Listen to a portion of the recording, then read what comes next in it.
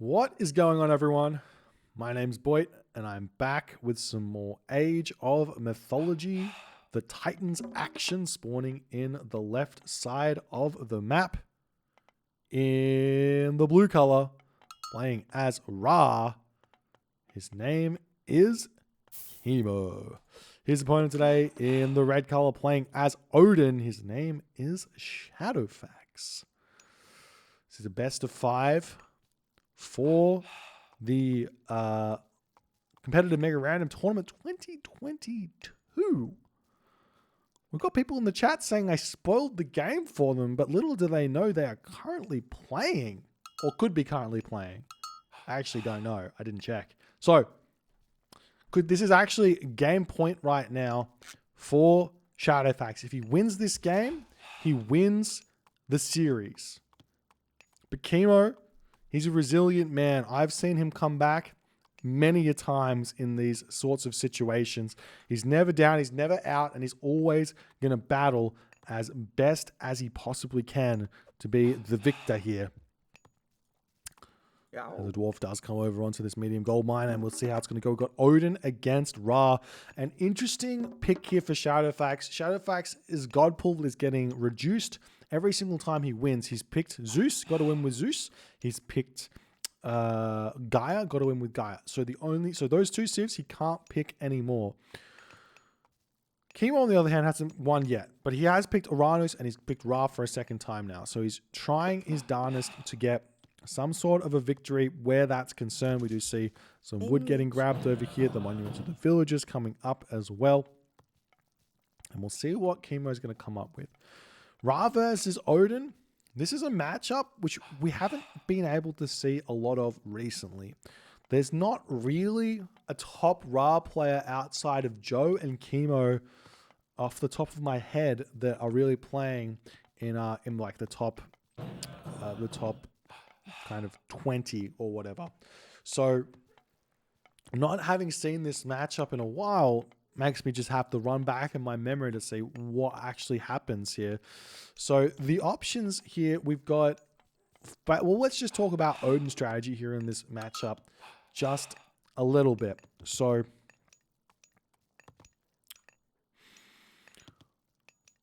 this is the big thing. Odin has got multiple different strategies. So one is going to be fast heroic. So we can go fast heroic off of 2 town centers and hit crazy strong hill fort style Njord timings. And that only really works if you've got ridiculously good hunt on your second town center and big hunt otherwise. Strategy number 2 would just be make a handful of raiding cavalry, see what your opponent's going to be doing, grab yourself a second town center.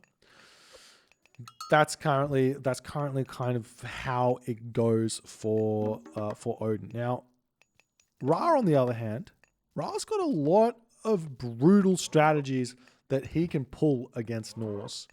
Strategy number 1 that is brutal, most brutal, is on high hunt maps, which this is not going to be one of them, but on high hunt maps, you can spam those Sphinx, go Bast, spam Sphinx, 1 town center, fast, mythic, tornado, locust, eclipse. Absolutely brutal strategy to kill off a Norse player. But this is a low hunt map, so we're probably going to be seeing Kimo going through Tar and seeing what he can do in seeing what he can do with that there.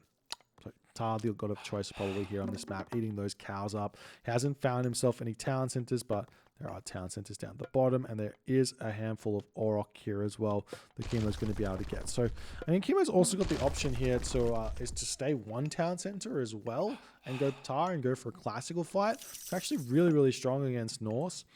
If you execute it well enough, you have to advance fast, but Kimo hasn't really done that, and he is going for this. He's going for this gold mine as well, pretty heavy on. So we'll see if he goes for the town center or not. Shadowfax, on the other hand, is already forward here, and he's going Freya. He's going Freya, he's grabbing this relic, Pandora's box, and allow him to make a lot of different myth units here. There's 3 relics on the map. We've got the mithril horseshoes as well, a absolute huge relic for both players, actually, because that's cavalry or raiding cavalry. If your cavalry get this upgrade, Oh, this relic, they go up to like 7 point something speed. And if they get Desert Winds, they are literally zooming. I think they go even higher than 8 speed, which is ridiculous to think about. And you've also got the Head of Orpheus over here, plus 8 line of sight. 8.8 speed with Desert Wind from your main man, Lundberg. As Kimo now just about to hit the next age. Lots of gold in the bank. Lots of wood in the bank, so he could be going one town center farm spam here. He's not building his houses, though, so it makes me confused about exactly what he's going to be going for. He doesn't know where his second town center is just yet because his pharaoh hasn't spotted it. And this big wall of wood here is a little bit of an issue as well. As we see the Wadget popping out. Apparently it's 8.4 speed line. I don't know. Whatever it is, it is. Anyways, the Wadget pulling back. We do have the pharaoh coming forward here for Kimo. We've got ourselves Shadoof coming in and possibly also Plow. And we see an armory coming up for Kimo. So he's going one town center fast heroic. I love this. This makes so much sense from Kimo. And he's going to be able to do... He's going to be able to do great with this strategy. I think that this is I've said this once, I'll say it before. I think that this strategy, it's kind of a dead art to this strategy in a big way, as we see Forest Fire getting dropped over here. The Hearths are going to all get out. So this strategy here, one town center fast strike with Ra, is all about hitting the Mythic Age in good time off of one town center. You never get the second town center, or at least not until you hit the Mythic Age. But the idea is, in the Heroic Age, you build a Migdol, you make your cavalry, you raid the shit out of your opponent. And a lot of the times here we see second town centers getting grabbed. And that's not what's happening here for Shadowfax. Shadowfax is reading the strategy nicely, and he's going for a semi-fast Heroic. Shadowfax is an incredibly adept player at dealing with one town center Ra player, as opposed to your standard Titans players, because Shadowfax is a vanilla player. He's got a crazy amount of experience dealing with Ra's and dealing with what Ra does off of one town center. So he knows this is going to be Shadowfax. Shadowfax knows, and he's going to be very happy having Kimo going through this strategy against him. So we'll see what he's going to be able to pull here. Kimo now just about to advance. Going to be up in about 8 minutes. This is pretty much perfect here for this strategy. And he's got himself 12 farms. He's got himself his gold coming through, and he will be advancing very, very shortly. His armor is up, and Hathor is the god of choice. So there's the rock raids, there's the cavalry raids, there's chariot archers that might need to be built. So Shadowfax has got to kind of work out what unit he should be building here, whether that's Ulfsark or raiding cavalry here. Ulfsark, not a bad choice. I still wish that he picked this relic up. It's such a big relic. As we do see the villagers getting attacked here, trying to make a retreat away. A little bit of a slow reaction there from Kimo. Will lose one villager to that raid. Nice play there from Shadowfax. Kimo's going to be getting himself Skin of the Rhino here, as well as more houses starting to come up. There's a gold mine at the top here. Kimo's not going to be aware that Shadowfax has walled it up, and it's going to be a tough time, really, for Kimo to get access to that. He doesn't have Shifting Sands. He doesn't have... he does have a rock to jump over that, though. So we'll see how that's going to go.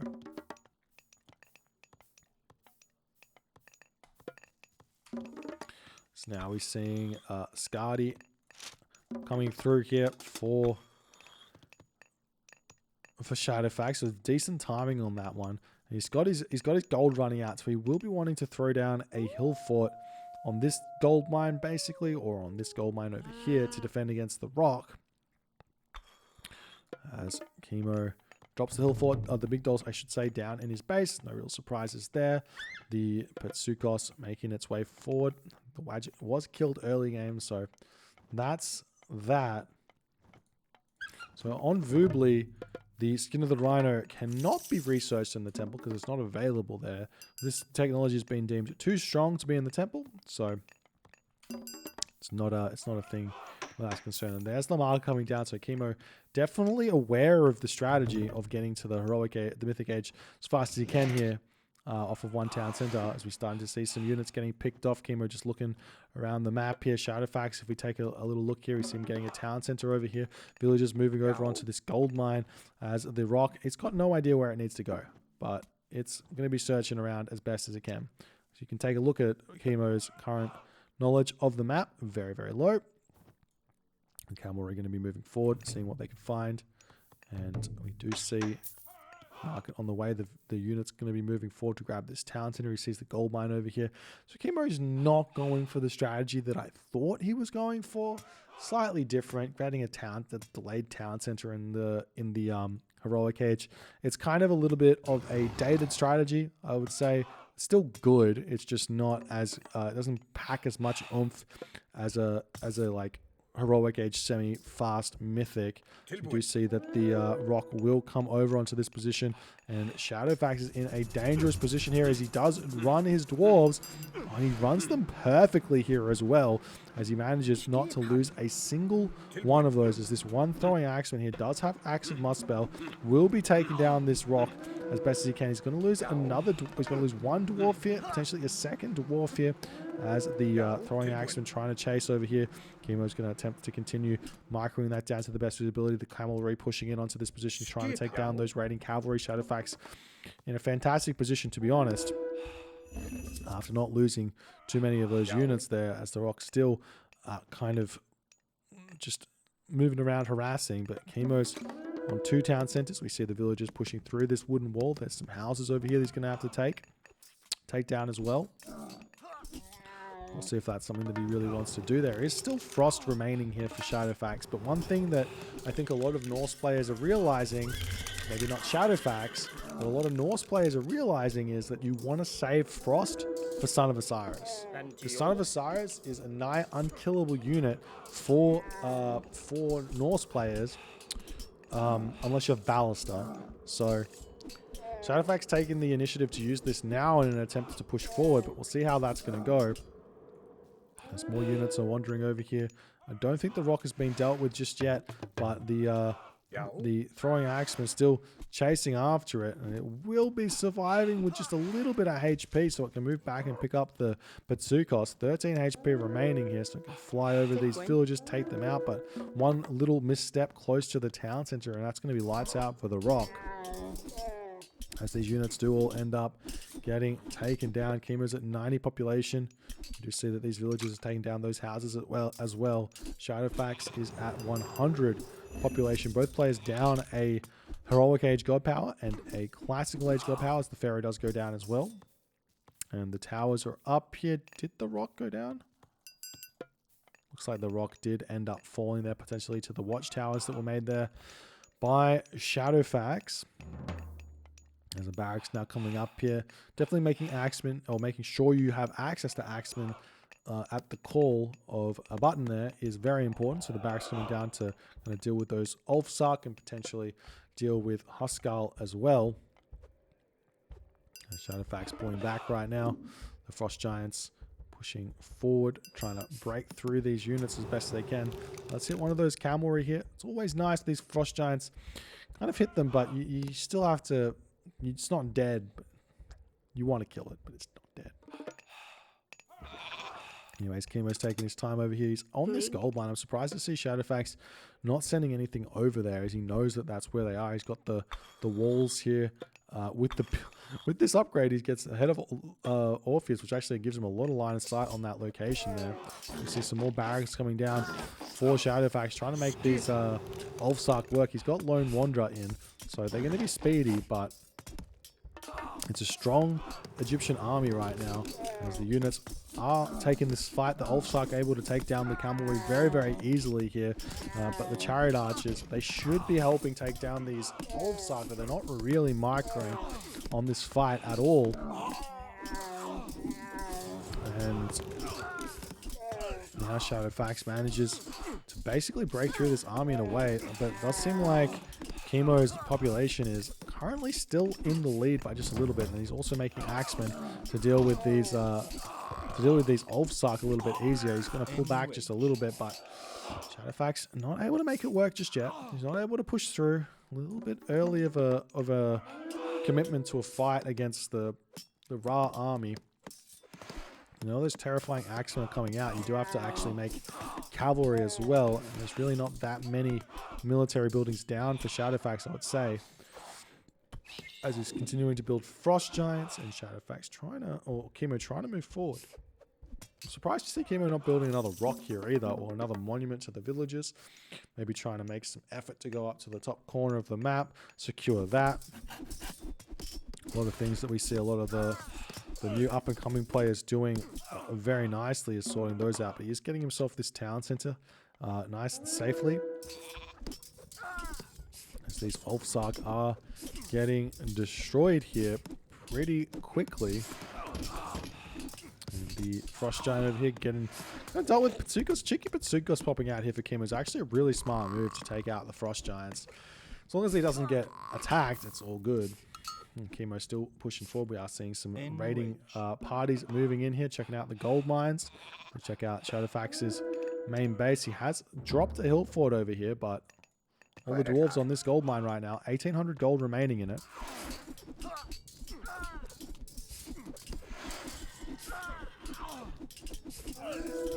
He's now Shadowfax coming in again, yet again. He's misclicked that Pitsukos, so now the Pitsukos can get some big deeps down onto the Frost Giant yet again.